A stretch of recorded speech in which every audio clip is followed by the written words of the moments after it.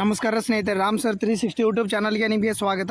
ನೋಡಿ, February 13ರ current affairs ನೋಡ್ತಾ ಹೋಗೋಣ. Prajavani, the Hindu news paper, GK today ಹಾಗೂ PIB ನೋಡ್ತಾ ಹೋಗೋಣ.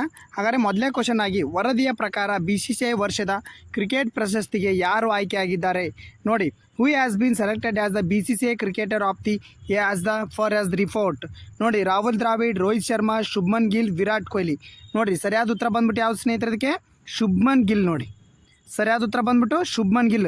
ನೋಡಿ, 2026ರದ್ದು ಶುಭ್ಮನ್ ಗಿಲ್ಲೆಯ, 2025ರದ್ದು ಶುಭ್ಮನ್ ಗಿಲ್. 2 ವರ್ಷದ BCCI ಆಟಗಾರ ಅಂತೇಳಿ ಸತತವಾಗಿ 2 ಬಾರಿ ಪಡ್ತಕ್ಕಂಥ ಯಾರು? ಶುಭ್ಮನ್ ಗಿಲ್. ಹಾಗಾದರೆ ನ್ಯೂಸ್ ಪೇಪರ್ ನೋಡಿರಿ ಏನು ಮಾಹಿತಿ ಕೊಟ್ಟಿದ್ದಾರೆ. ಹಾಗಾದರೆ ನೋಡೋಣ ಬನ್ನಿ. ನೋಡಿರಿ, ಮಾರ್ಚ್ 15ರಂದು ವಾರ್ಷಿಕ ಪ್ರಶಸ್ತಿ ಪ್ರದಾನ ಸಮಾರಂಭ. ಶುಭ್ಮನ್ ಗಿಲ್ BCCI ವರ್ಷದ ಕ್ರಿಕೆಟ್. ಭಾರತ ಟೆಸ್ಟ್ ಮತ್ತು ಏಕದಿನ ತಂಡದ ನಾಯಕ ಶುಭ್ಮನ್ ಗಿಲ್ ಭಾರತೀಯ ಕ್ರಿಕೆಟ್ ನಿಯಂತ್ರಣ ಮಂಡಳಿ ನೀಡುವ ವರ್ಷದ ಕ್ರಿಕೆಟ್ ಪ್ರಶಸ್ತಿಗೆ ಭಾಜನರಾಗಿದ್ದಾರೆ. ಇತ್ತೀಚೆಗೆ ಸತತ 2ನೇ ವರ್ಷದ ಬಾರಿಗೆ ನೋಡಿರಿ, 2ನೇ ವರ್ಷ ಅಂದರೆ 2025ರಲ್ಲಿ ಇವರೇ, 2026ರಲ್ಲಿ ಇವರೇ. ನೋಡಿಸಿ, 2025ರಲ್ಲಿ 26ರಲ್ಲಿ 983 ರನ್ ಹೊಡೆದಿದ್ದಾರೆ, 2025ರಲ್ಲಿ 754 ರನ್. ಓಕೆ, ನೋಡಿ, ಹಾಗಾದರೆ ಇನ್ನೊಂದು ಐತಿ ಇಲ್ಲಿ ಏನು, 983 2026ರಲ್ಲಿ, 754 2025ರಲ್ಲಿ. ಹಾಗಾದರೆ ಇನ್ನೊಂದು ಏನೈತೆ ಅಂದ್ರೆ ದ್ರಾವಿಡಿಗೆ. ನೋಡ್ರಿ, ಇಲ್ಲಿ ಇನ್ನೊಂದು ಮಾಹಿತಿ ಏನಂತೆ ಅಂತಂದರೆ, ದ್ರಾವಿಡ್ ಅವರಿಗೆ ಜೀವಮಾನ ಸಾಧನೆ ಪ್ರಶಸ್ತಿ. ಆ ಪ್ರಶಸ್ತಿ ಹೆಸರು ಏನಾಗಾದ್ರೆ ನೋಡಿರಿ, ಕರ್ನಲ್ CK ನಾಯ್ಡು ಜೀವಮಾನ ಸಾಧನೆ ಪ್ರಶಸ್ತಿಯನ್ನು, ಅಂದರೆ ಅತಿ ಹೆಚ್ಚಿನ ಮಹತ್ವವಾದ ಸೇವೆ ಸಲ್ಲಿಸಿದಂಥ, ಕ್ರಿಕೆಟಲ್ಲಿ ಸೇವೆ ಸಲ್ಲಿಸ್ತಕ್ಕಂಥ ಜನರಿಗೆ ಅಂದರೆ ಒಂದು ಒಳ್ಳೆಯ ವ್ಯಕ್ತಿಗೆ ನೀಡ್ತಕ್ಕಂಥ ಜೀವಮಾನ ಸಾಧನೆ. ನೋಡಿ, ಜೀವಮಾನ ಸಾಧನೆ ಬೇರೆ ಬೇರೆ ಕ್ಷೇತ್ರದಲ್ಲಿ ಕೊಡ್ತಾರೆ, ಬಟ್ ಕ್ರಿಕೆಟಲ್ಲಿ ಜೀವಮಾನ ಸಾಧನೆ ಪ್ರಶಸ್ತಿ ಯಾವುದು? ಕರ್ನಲ್ CK ನಾಯ್ಡು ಜೀವಮಾನ ಪ್ರಶಸ್ತಿ ದ್ರಾವಿಡ್ ಅವರಿಗೆ. ನೋಡಿರಿ, ಇವರು 2024ರ T20 ವಿಶ್ವಕಪ್ನ ಗೆದ್ದಾಗ ಎಲ್ಲಿ ನಡೆಯಿತು? ಅಮೇರಿಕಾ ಮತ್ತು ವೆಸ್ಟ್ ಇಂಡೀಸ್ ಒಳಗಡೆ ನಡೆಯಿತು. ಅಮೇರಿಕಾ ಮತ್ತು ವೆಸ್ಟ್ ಇಂಡೀಸ್ ಒಳಗಡೆ ನಡೀತು 2024ರ T20 ವಿಶ್ವಕಪ್ಪು. ಸೌತ್ ಆಫ್ರಿಕಾ ಮತ್ತು ಇಂಡಿಯಾ, ಅಲ್ಲಿ ಇಂಡಿಯಾ ವಿನ್ ಆಯ್ತು. ಅಲ್ಲೇ ರೋಹಿತ್ ಶರ್ಮಾ ಕ್ಯಾಪ್ಟನ್ಶಿಪ್ ಇತ್ತು. ಹಾಗಾದ್ರೆ ಈ ವರ್ಷ ಎಲ್ಲಿ ನಡೀತು? ಈ ವರ್ಷ 2025, ಪ್ರತಿ 2 ವರ್ಷಕ್ಕೊಮ್ಮೆ ನಡೀತಕ್ಕಂಥ T20 ವಿಶ್ವಕಪ್ಪು. ಈ ವರ್ಷ ಭಾರತ ಮತ್ತು ಶ್ರೀಲಂಕಾದಲ್ಲಿ ನಡೀತು. ಭಾರತ ಮತ್ತು ಶ್ರೀಲಂಕಾ ನಡೆದರೆ ಭಾರತ ಗೆತ್ತು. ಯಾರು ಎದುರಾಳಿ? ನ್ಯೂಜಿಲ್ಯಾಂಡ್ ತಂಡ. ಓಕೆ, ಹಾಗಾದರೆ T20 ಮೊದಲು ಸ್ಟಾರ್ಟ್ ಆಗಿದ್ದೆ ಯಾವಾಗ? 2007ರಲ್ಲಿ ಸ್ಟಾರ್ಟ್ ಆಗಿತ್ತು ಮೊದಲಕ್ಕೆ. ಆವಾಗ ಏನು, ಭಾರತನೇ ಫಸ್ಟ್ ಗೆದ್ದಿರ್ತಕ್ಕಂಥದ್ದು. ಭಾರತ ಅವಾಗ ಯಾರು ಎದುರಾಳಿ? ಆಸ್ಟ್ರೇಲಿಯಾ. ನೆನ್ಪಿಟ್ಕೋರಿ, ಭಾರತ ಆಸ್ಟ್ರೇಲಿಯಾ. ಏಕದಿನ ವಿಶ್ವಕಪ್ ಅಂದರೆ 50 ಓವರಿಂದು, ಇದು T20 ಅಂದರೆ 20 ಓವರಿಂದು. 50 ಓವರಿಂದ ಗೆದ್ದಿದ್ದೆವಾಗ? 50 ಓವರಿಂದ ಏಕದಿನ ಅಂತಂತಂದರೆ 2011ರಲ್ಲಿ. ನೆನ್ಪಿಟ್ಕೋರಿ, ಶ್ರೀಲಂಕಾದವ್ರ ವಿರುದ್ಧ. ಓಕೆ, ಇವನ್ನೆಲ್ಲ ನೋಡ್ಕೋಬೇಕು. ಇನ್ನೊಂದು ಇಂಪಾರ್ಟೆಂಟ್ ಮಾಹಿತಿ ಇದ್ರಾಗ. ಏನು ಇಂಪಾರ್ಟೆಂಟ್ ಮಾಹಿತಿ? ಮುಂಬೈ ಕ್ರಿಕೆಟ್ ಅಸೋಸಿಯೇಷನ್ ದೇಶೀಯ ಕ್ರಿಕೆಟ್ನಲ್ಲಿ ಅತ್ಯುತ್ತಮ ಅಸೋಸಿಯೇಷನ್ ಎಂಬ ಹೆಗ್ಗಳಿಕೆ ಪಾತ್ರ. ಅಂದರೆ ದೇಶೀಯ ಕ್ರಿಕೆಟ್ ಅಂದರೆ ಆ ರಾಜ್ಯಕ್ಕೆ ಒಂದೊಂದು ಕ್ರಿಕೆಟ್ ಮಂಡಳಿ ಇರ್ತಾವೆ. ಅಂದರೆ ನಮ್ಮ ಕರ್ನಾಟಕದಲ್ಲಿ KCCSA ಅಂತ ಐತೆ, Karnataka state cricket association board ಅಂತ ಐತೆ. ಆ ಥರಂತ ನಮ್ಮ ದೇಶದಲ್ಲಿ ಅತಿ ಚೆನ್ನಾಗಿರೋ ಕ್ರಿಕೆಟ್ ಅಸೋಸಿಯೇಷನ್ ಬೋರ್ಡ್ ಅಂದರೆ ಮುಂಬೈ ಕ್ರಿಕೆಟ್ ಅಸೋಸಿಯೇಷನ್ ಬೋರ್ಡು. ನೆನಪಿರಲಿ.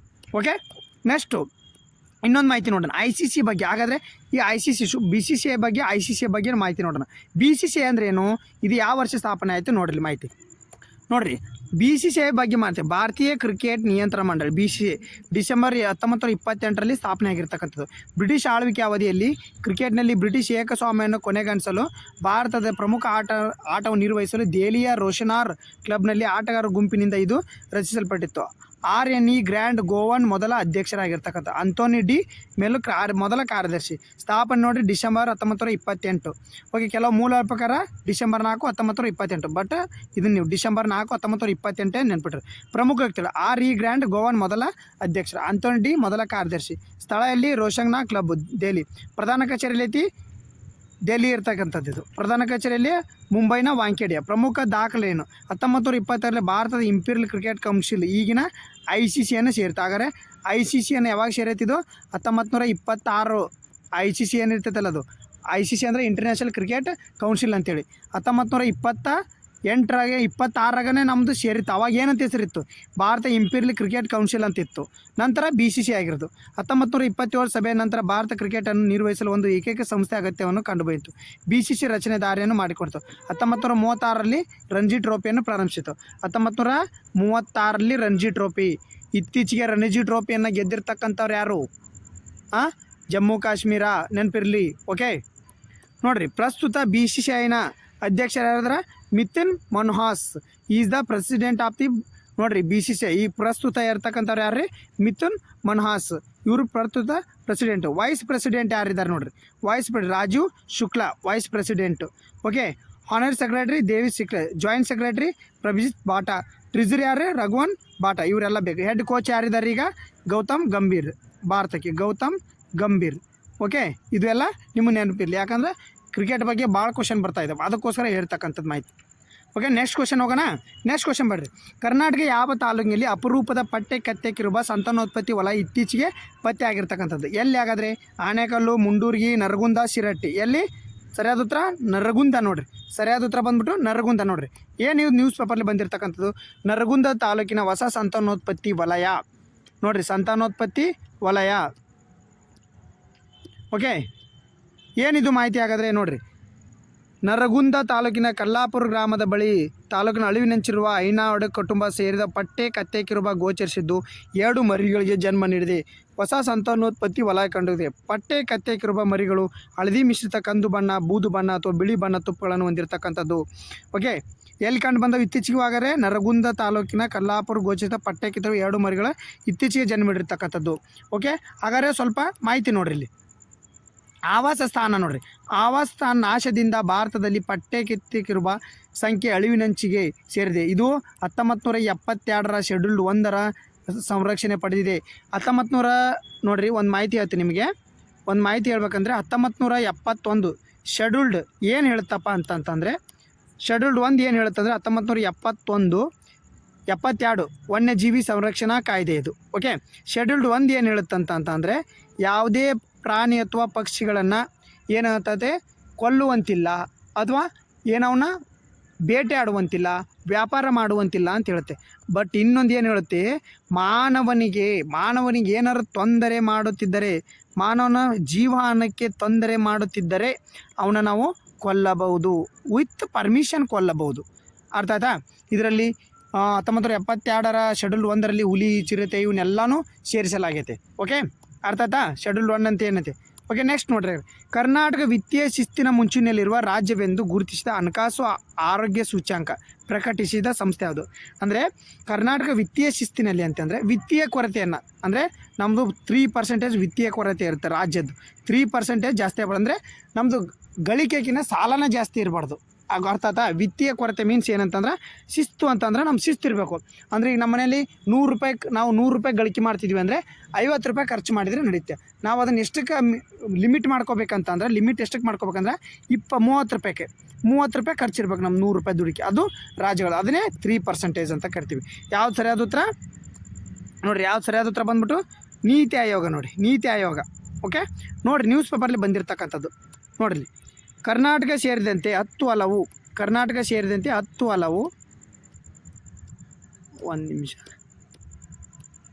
ಕರ್ನಾಟಕ ಸೇರಿದಂತೆ 10 ಹಲವು ರಾಜ್ಯಗಳು ವಿತ್ತೀಯ ಶಿಸ್ತು ಕಾಪಾಡಿಕೊಳ್ಳುವ ಮುಂದಿದೆ. ನೀತಿ ಆಯೋಗ ಹಣಕಾಸು ಆರೋಗ್ಯ ಸೂಚ್ಯಾಂಕವನ್ನು ಆಧಾರದಲ್ಲಿ ಕರ್ನಾಟಕ ಜೊತೆಗೆ ಒಡಿಸ್ಸಾ, ಗೋವಾ, ಜಾರ್ಖಂಡ್, ಗುಜರಾತ್, ಮಹಾರಾಷ್ಟ್ರ, ಛತ್ತೀಸ್ಗಢ, ತೆಲಂಗಾಣ, ಉತ್ತರ ಪ್ರದೇಶ, ಕರ್ನಾಟಕ ಮತ್ತು ಮಧ್ಯಪ್ರದೇಶ ಆರೋಗ್ಯಕರ ಹಣಕಾಸು ಪರಿಸ್ಥಿತಿ ಹೊಂದಿವೆ ಎಂದು ರಾಜ್ಯ ಹೇಳ್ತಾರೆ. ನೋಡಿರಿ, ಶಿಸ್ತಿನ ರಾಜ್ಯಗಳು ಯಾವ 3 ಅತಿ ಹೆಚ್ಚು ಶಿಸ್ತಿನಗಳು? ಯಾವುದು? ಒಡಿಸ್ಸಾ, ಗೋವಾ, ಜಾರ್ಖಂಡ್. ಇವು ಅತಿ ಹೆಚ್ಚು ಶಿಸ್ತು ಅಂತಂದರೆ ಅತಿ ಹೆಚ್ಚು ಲಿಮಿಟ್ನಾಗಿರ್ತಕ್ಕಂಥವು. ಇವು ತೃಪ್ತಿಕರ ಅಂತಂದರೆ ತೃಪ್ತಿ ಐತಿ ಆದರೆ ಸಮಾಧಾನ ಇಲ್ಲ ಅಂತೀವಲ್ಲ, ಆ ಥರ. ತೃಪ್ತಿ ಅಂದರೆ ಗುಜರಾತು, ಮಹಾರಾಷ್ಟ್ರ ಟಾಪ್, ನಾವು 10 ಒಳಗಡೆ ಬರ್ತೀವಿ. ಓಕೆ, 1, 2, 3, 4, 5, 6, 7ನೇ ಸ್ಥಾನದಲ್ಲಿ ನಾವು ಬರ್ತಕ್ಕಂಥದ್ದು ತೃಪ್ತಿಕರ ಅಂತೇಳಿ. ಓಕೆ, ವಿತ್ತೀಯ ಶಿಸ್ತಿನ ಹಾದಿ ತೋರಿಸಿದ ಕರ್ನಾಟಕ. ನೋಡ್ರಿ, ನಾವು ಈ ಏನೈತಿ ಹಣಕಾಸು ಆಯೋಗ ಆರೋಗ್ಯ ಕಾಪಾಡಿಕೊಳ್ಳುವ ದೃಷ್ಟಿಯಿಂದ ನೀತಿ ಆಯೋಗವು ಪ್ರಯತ್ನ ಮುಖ್ಯವಾಯಿತು. ಆದರೆ ಹಣಕಾಸು ನಿಯಮಗಳನ್ನು ಮೊದಲ ಬಾರಿ ಜಾರಿಗೆ ಮಾಡಿದ್ದೇ ಕರ್ನಾಟಕ.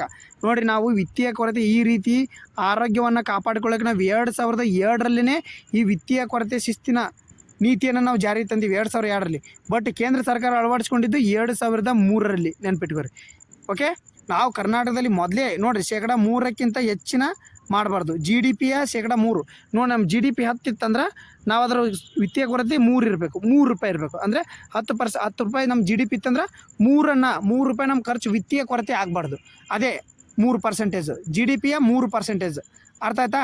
ಇದನ್ನು ಹಣಕಾಸು ಆರೋಗ್ಯ ಸೂಚ್ಯಂಕ ಪ್ರಕಟಿಸೋದು ಯಾವುದು? ನೀತಿ ಆಯೋಗ. ಅರ್ಥ ಆಯ್ತಾ? ಓಕೆ, ಕ್ವಶನ್ ಬರ್ರಿ. ಆ್ಯಸಿಡ್ ರೈನ್ ಲೇಖನದ ಪ್ರಕಾರ ಇತ್ತೀಚಿನ ಘಟನೆಗಳು ಹಿನ್ನೆಲೆಯಲ್ಲಿ ಕಪ್ಪು ಮಳೆಗೆ ಮುಖ್ಯ ಕಾರಣವೇನು?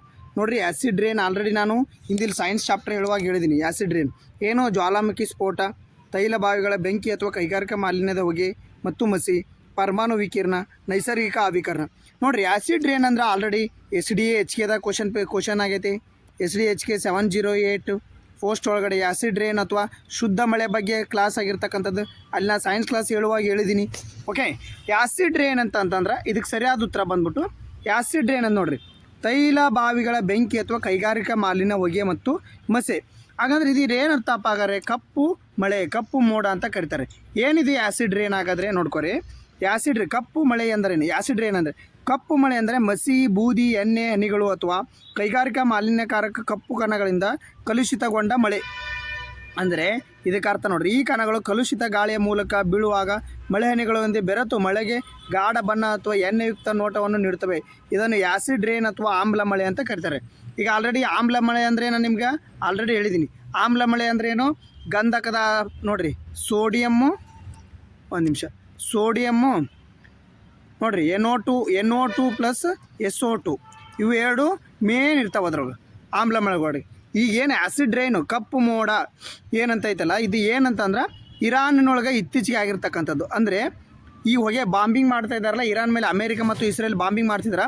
ಅಲ್ಲಿರ್ತಕ್ಕಂಥ ತೈಲದಲ್ಲಿರ್ತಕ್ಕಂಥ ಮೇಲ್ಗಡೆ ಹೋಗಿ ಇಲ್ಲಿ ಕಣಗಳು ಏನು ಧೂಳು ಬೂದಿ ಎಲ್ಲ ಕಣಗಳು ಹೋಗಿ ವಾತಾವರಣದಲ್ಲಿ ಏನಾಯ್ತು ಡೆಪಾಸಿಟ್ ಆಗ್ತಾವೆ. ಅಲ್ಲಿ ಏನಾಗುತ್ತೆ, ಮಳೆ ಬಂದಾಗ ಆ ವಾಪಸ್ ಡೆಪಾಸಿಟ್ ಆಗ್ತಿರ್ತಕ್ಕಂಥ ಕಣಗಳು ವಾಪಸ್ ಏನು ಮಾಡ್ತಾವೆ ರೀ, ವಾಪಸ್ ಭೂಮಿಗೆ ಬರ್ತಾವೆ. ಅವಾಗ ಅದೇನು ಕಪ್ಪು ಮೋಡ ರೀತಿ ನಮ್ಗೆ ಗೋಚರಿಸ್ತಕ್ಕಂಥದ್ದು, ಅದು ನಾವು ಆ್ಯಸಿಡ್ ರೇನು. ಅಲ್ಲಿ ಯಾವ್ದು ಇರ್ತಾವೆ ರೀ ಮೇನು NO2 ಪ್ಲಸ್ SO2. ನೋಡಿರಿ ಹಾಗಾದ್ರೆ ಏನು ಇನ್ ಡೀಟೇಲಾಗಿ ಮಾಹಿತಿ ಕೊಟ್ಟಿದ್ದಾರೆ ವಿಜ್ಞಾನಿಗಳ ಪ್ರಕಾರ. ನೋಡಿರಿ ವಿಜ್ಞಾನಿಗಳ ಪ್ರಕ್ರಿಯೆ ಏನು, ಕಪ್ಪು ಮಳೆ ಸುರಿಸುವಾಗ ಏನಾಗುತ್ತೆ ನೋಡಿರಿ. ಪರಿಸರ ವಿಜ್ಞಾನಿಗೆ ಹೇಳುವಂತೆ ಪ್ರಮುಖ ಕೈಗಾರಿಕಾ ವಿಪತ್ತು ದೊಡ್ಡ ಬೆಂಕಿ ಅಥವಾ ಯುದ್ಧ ಕಾಲದಲ್ಲಿ ಘಟನೆ ಸಮಯದಲ್ಲಿ ಕಪ್ಪು ಮಳೆ ಸುರಿಯುತ್ತದೆ. ವಿಜ್ಞಾನಿಗಳು ಈ ಪ್ರಕ್ರಿಯೆಯನ್ನು ವಾತಾವರಣದ ಶುಚಿಗೊಳಿಸುವಿಕೆ ಅಂತ ಕರೀತಾರೆ.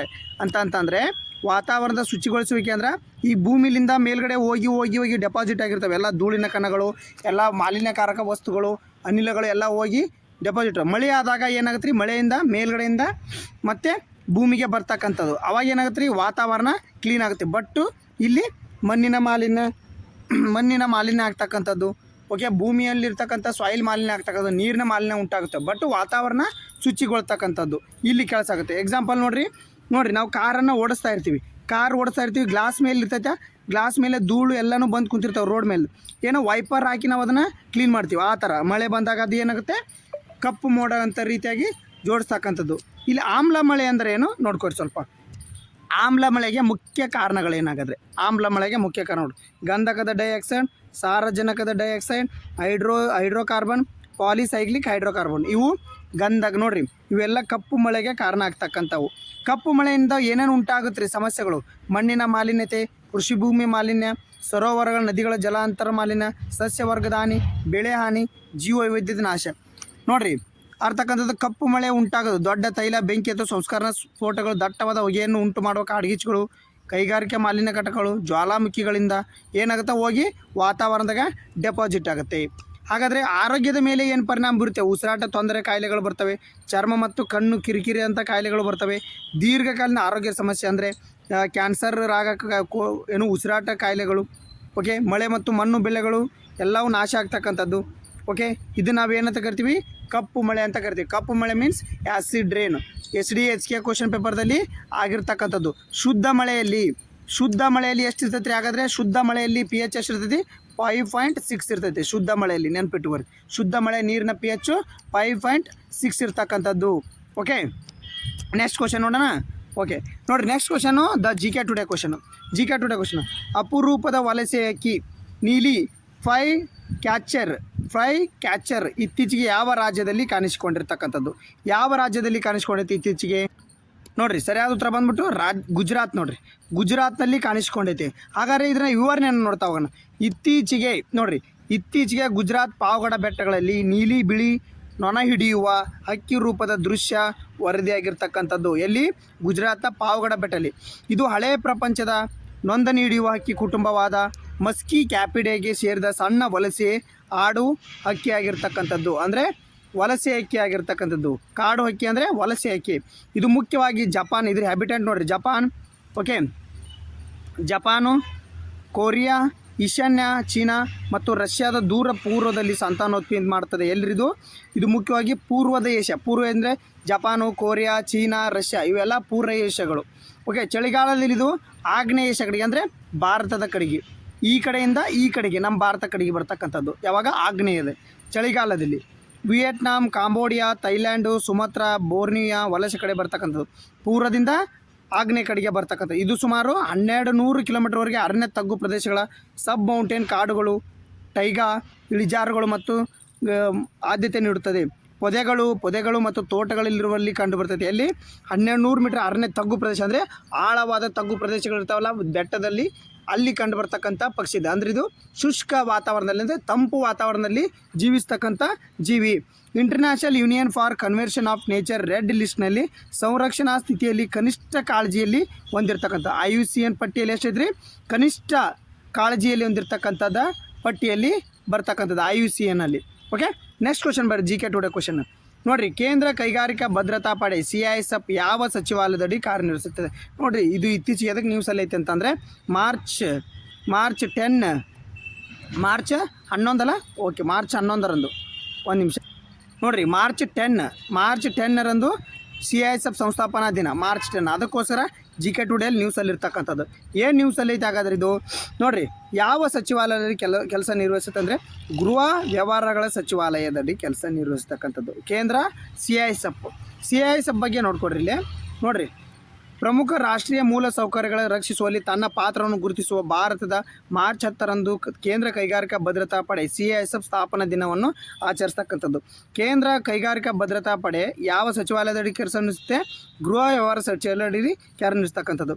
ಕೇಂದ್ರ ಸಶಸ್ತ್ರ ಪೊಲೀಸ್ ಪಡೆ ಆಗಿದ್ದು ಇದೇನ್ರಿ, ರಾಜ್ಯ ಸಶಸ್ತ್ರ ಪಡೆಗಳು ನಮಗೆ ಗೊತ್ತದವ್ರು, ರಿಸರ್ವ್ಸು, KSRP ಇವೆಲ್ಲ ರಿಸರ್ವ್ ಪಡೆ. ಅದೇ ರೀತಿಯಾದಂಥ ಸೆಂಟ್ರಲ್ನಲ್ಲಿ ಇದು ಸುಮಾರು 70 ವಿಮಾನ ನಿಲ್ದಾಣಗಳು, ಕೈಗಾರಿಕೆಗಳು, ಕಾರ್ಯತಂತ್ರ ಸ್ವತ್ತುಗಳನ್ನು 361 ನಿರ್ಣಾಯಕ ರಾಷ್ಟ್ರೀಯ ಸ್ಥಾಪನೆಗಳನ್ನು ಭದ್ರತೆಯನ್ನು ನೀಡ್ತಕ್ಕಂಥ. ಇದರ ಪ್ರಧಾನ ಕಚೇರಿ ನವದೆಹಲಿಯಲ್ಲಿದೆ ಮತ್ತು ಇದರ ಧ್ಯೇಯವಾಕ್ಯ ರಕ್ಷಣೆ ಮತ್ತು ಭದ್ರತೆ. ನೆನಪಿರಿ ನೋಡಿ. ಅದೇ ರೀತಿಯಾದ ಆರ್ಮಿ ಡೇ ಅಂದರೆ ಭೂ ಸೇನಾ ದಿನವನ್ನು ನಾವು ಯಾವ ದಿನವನ್ನು ಆಚರಣೆ ಮಾಡ್ತೀವಿ ನೋಡಿರಿ, ಜನವರಿ 15 ಭೂ ದಿನ.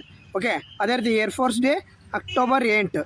ಓಕೆ, ಇದು ಯಾವಾಗ ಸ್ಥಾಪನೆ ಆಯ್ತಾಗಾದರೆ ನೋಡಿರಿ 2026ರಲ್ಲಿ ಬ್ರಿಟಿಷರು 78th ಆರ್ಮಿ ಡೇ ಪರೇಡ್ನಲ್ಲಿ notify held in Jaipur. Okay, ಜೈಪುರದಾಗ ಆರ್ಮಿ ಡೇ ಪರೇಡ್ ಇತ್ತೀಚೆಗೆ ಎಲ್ಲಿ ನಡೀತು? ಜೈಪುರದಾಗ ನಡೀತು. ನೆನ್ಪಿಟ್ಕೊಡ್ರಿ, army day parade. Air force establish in ಯಾವಾಗ? 1932ರಲ್ಲಿ ಏರ್ಫೋರ್ಸ್ ಸ್ಥಾಪನೆ ಆಗಿರ್ತಕ್ಕಂಥದ್ದು. ನೇವಿದು ನೋಡ್ತಾ ಬಂದರೆ ನೇವಿದು ನೋಡ್ರಿ, navy December 4 celebrate across the operation trident during 1970 Indo Pak especially during in the Karachi harbour. ಯಾವಾಗ? December 4 ನಾವು 1974 ಇಂಡೋ ಪಾಕ್ ವಾರ್ ನಡೆದಾಗ ನಾವು ಆಪರೇಷನ್ ಟ್ರೈಡೆಂಟ್ ಮಾಡಿದ್ವಿ ಕರಾಚಿ ಮೇಲೆ, ಅದರ ನೆನಪಿಗೋಸ್ಕರ. ಓಕೆ, ನೆಕ್ಸ್ಟ್ ನೋಡ್ರಿ, BSF ರೈಸಿಂಗ್ ಡೇ ಅಂತ ಯಾವಾಗ ಹಚ್ತೀವಿ? December 1. ITBP raising day October 24. Okay, SSB raising day ನೋಡಿರಿ December 20. CRP raising day 27. Okay, ಇವನ್ನೆಲ್ಲ ನೋಡ್ಕೊಡ್ರಿ. ಶೌರ್ಯ ದಿವಸ್ ಅಂತೇಳಿ 19 ಏಪ್ರಿಲ್ದಂದು CRPF ಯೋಧರಿಗೆ ನೀಡ್ತಕ್ಕಂಥ ಡೇ ಇದು. ಓಕೆ, ಇವನ್ನೆಲ್ಲ ನೀವು ನೋಡ್ಕೋಬೇಕಾಗಿರುತ್ತೆ. ನೋಡಿರಿ, BSF ಯಾವಾಗ? 1965ರಲ್ಲಿ ಸ್ಥಾಪನೆ. SSB ಸಶಸ್ತ್ರ ಸೀಮಾ ಬಲ 1963. ITBP 1962. ಓಕೆ, ಇವನ್ನೆಲ್ಲ ನೋಟೆಡ್ ಮಾಡಿಕೊಡ್ರಿ. ಓಕೆ, ನೆಕ್ಸ್ಟ್ ಕ್ವಶನ್ ನೋಡೋಣ. ರಾಷ್ಟ್ರೀಯ ಕುಷ್ಠರೋಗ ನಿರ್ಮೂಲನಾ ಕಾರ್ಯಕ್ರಮವನ್ನು ಯಾವ ಅಂದರೆ ಅಂಬ್ರೆಲಾ ಕಾರ್ಯಕ್ರಮದ ಅಡಿಯಲ್ಲಿ ಜಾರಿಗೊಳಿಸಲಾಗಿದೆ? The national leprosy eradication programme is implemented under the which umbrella mission? ಯಾವ ಮಿಷನ್ ಅಡಿ? ನೋಡಿರಿ, ಇದೊಂದು ಗಾಂಧೀಜಿಯವರು ಮಾಡಿರ್ತಕ್ಕಂಥ ಯೋಜನೆ ಆಗಿರ್ತೈತಿ. ನೋಡಿರಿ, ಯಾವ ನ್ಯಾಷನಲ್ ನೋಡಿರಿ, ಯಾವ ಅಂದರೆ NHM ರಾಷ್ಟ್ರೀಯ ಆರೋಗ್ಯ ಮಿಷನ್ ಯೋಜನೆ ಅಡಿ. Option A is the right answer. ನೋಡಿ, ರಾಷ್ಟ್ರೀಯ ಕುಷ್ಠರೋಗ ದಿನವನ್ನು ಯಾವಾಗ ಆಚರಣೆ ಮಾಡ್ತೀವಿ ನಾವು? ಜನವರಿ 30. ನೆನಪಿರಲಿ, ರಾಷ್ಟ್ರೀಯ ಕುಷ್ಠರೋಗ ದಿನವನ್ನು ಹ್ಯಾನ್ಸನ್ ಕಾಯಿಲೆ ಅಂತ ಕರಿತೀವಿ. ಓಕೆ, ಪುಣ್ಯತಿಥಿ ಮಹಾತ್ಮ ಗಾಂಧೀಜಿಯವರ ಪುಣ್ಯತಿಥಿ ಅಂದು ಅದನ್ನು ಹುತಾತ್ಮ ದಿನವೊಂದು ಮಾಡ್ತಕ್ಕಂಥದ್ದು ಹ್ಯಾನ್ಸನ್ ಕಾಯಿಲೆ ಅಂತ ಕರಿತೀವಿ. ಓಕೆ, ನೋಡ್ರಿ ಇಲ್ಲಿ ಎಕ್ಸ್ಪ್ಲನೇಷನ್. ಓಕೆ, ರಾಷ್ಟ್ರೀಯ ಕುಷ್ಠರೋಗ ನಿರ್ಮೂಲನಾ ಕಾರ್ಯಕ್ರಮ NLEP ಕುರಿತು ರಾಜ್ಯ ಸರ್ಕಾರ ಮಾಹಿತಿ ನೀಡಿದೆ. ಇದು ರಾಷ್ಟ್ರೀಯ ಆರೋಗ್ಯ ಮಿಷನ್ ಅಡಿಯಲ್ಲಿ ಅಂದರೆ ನ್ಯಾಷನಲ್ ಹೆಲ್ತ್ ಮಿಷನ್ ಅಡಿಯಲ್ಲಿ ಕೇಂದ್ರ ಪ್ರಾಯೋಜಿತ ಯೋಜನೆ ಆಗಿದೆ. ಯಾವುದ್ರಿದು? ಕೇಂದ್ರ ಪ್ರಾಯೋಜಿತ ಯೋಜನೆ. ರೋಗವನ್ನು ನಿಯಂತ್ರಿಸಲು ಕುಷ್ಠರೋಗ ಆರಂಭಿಕ ಪತ್ತೆ, ಸಂಪೂರ್ಣ ಚಿಕಿತ್ಸೆ ಇದರ ಮುಖ್ಯ ಗುರಿಯಾಗಿದೆ. ಹರಡುವಿಕೆಯನ್ನು ನಿಲ್ಲಿಸುವುದು, ಕಳಂಕವನ್ನು ತೆಗೆದುಹಾಕುವುದು ಮತ್ತು ಗೌರವಾನ್ವಿತ ಆರೈಕೆಯನ್ನು ಖಚಿತಪಡಿಸಿಕೊಳ್ಳುವುದು ಮೂಲಕ ಭಾರತವನ್ನು ಕುಷ್ಠರೋಗ ಮುಕ್ತಗೊಳಿಸುವನ್ನು ಗುರಿಯಾಗಿರ್ಕೊಂಡು ನೋಡಿ. ನಾನು ಇತ್ತೀಚೆಗೆ ಹೇಳಿದ್ದೀನಿ 2027 ಕುಷ್ಠರೋಗ ಮುಕ್ತ ರಾಷ್ಟ್ರವನ್ನು ಮಾಡಲಿಕ್ಕೆ 2027 ಗಡಿಯನ್ನು ಹಾಕಿಕೊಂಡಿರ್ತಕ್ಕಂಥದ್ದು. ಓಕೆ, ರಾಷ್ಟ್ರೀಯ ಕಾರ್ಯಕ್ರಮ ಸಾರ್ವಜನಿಕ ಆರೋಗ್ಯ ಸೌಲಭ್ಯಗಳ ಮೂಲಕ ಉಚಿತ ತಡೆಗಟ್ಟುವಿಕೆ, ರೋಗ ನಿರ್ಣಾಯಕ ಚಿಕಿತ್ಸೆ, ಪುನರ್ವಸತಿ ಸೇವನೆ, ಇದು ಪತ್ತೆ, ದೃಢೀಕರಣ, ಚಿಕಿತ್ಸೆ ಮತ್ತು ಅಂಗವೈಕಲ್ಯ ತಡೆಗಟ್ಟುವುದಕ್ಕಾಗಿ ತಾಂತ್ರಿಕ ಮತ್ತು ಆರ್ಥಿಕ ನೆರವಿನೊಂದಿಗೆ ರಾಜ್ಯಗಳು ಮತ್ತು ಕೇಂದ್ರಾಡಳಿತ ಪ್ರದೇಶದಲ್ಲಿ ಬೆಂಬಲಿಸ್ತಕ್ಕಂಥದ್ದು.